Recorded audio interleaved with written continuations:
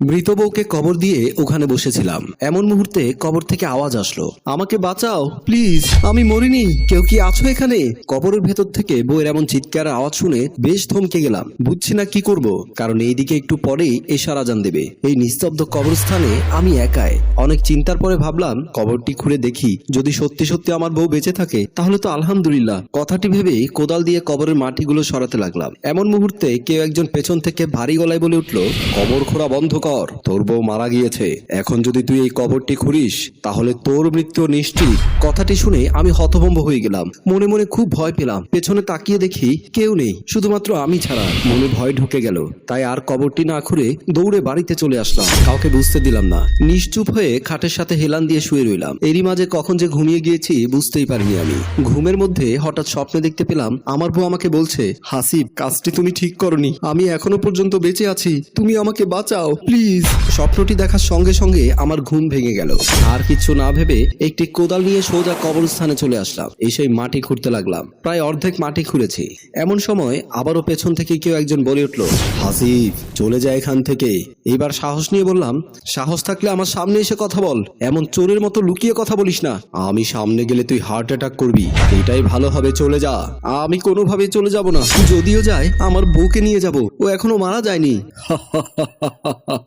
আমার কথা শুনলি না, তোকে পস্তাতে হবে, সেটা তোকে নিয়ে ভাবতে হবে না, আমার কাজ আমাকে করতে দে, বুঝতে পেরেছিস? কথাটি বলে আবার কবরটি খুঁড়তে লাগলাম। প্রায় 10 মিনিট পর যখন কবরটি পরিপূর্ণভাবে খোঁড়া হয় তখন দেখতে পাই আমার বউয়ের লাশ নেই, কবর খালি পড়ে আছে। যা দেখে আমার শরীর থরথর হয়ে কাঁপছে এবং ঘামছে। চিৎকার শুরু করলাম, মিম, তুমি কোথায়? তুমি কি বেঁচে আছো?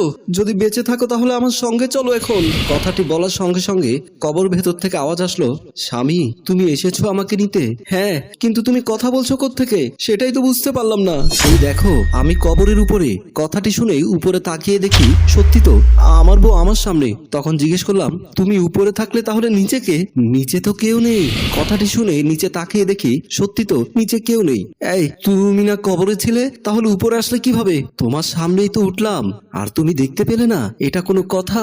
একদম মিথ্যে বলবে না, আমাকে বিশ্বাস করো স্বামী, তোমার সামনে উঠেছে আমি, তুমি লক্ষ্য করোনি? ও আচ্ছা, তুমি মৃত্যুর পরে কিভাবে বেঁচে উঠলে? তুমি তো মরে গিয়েছিলে।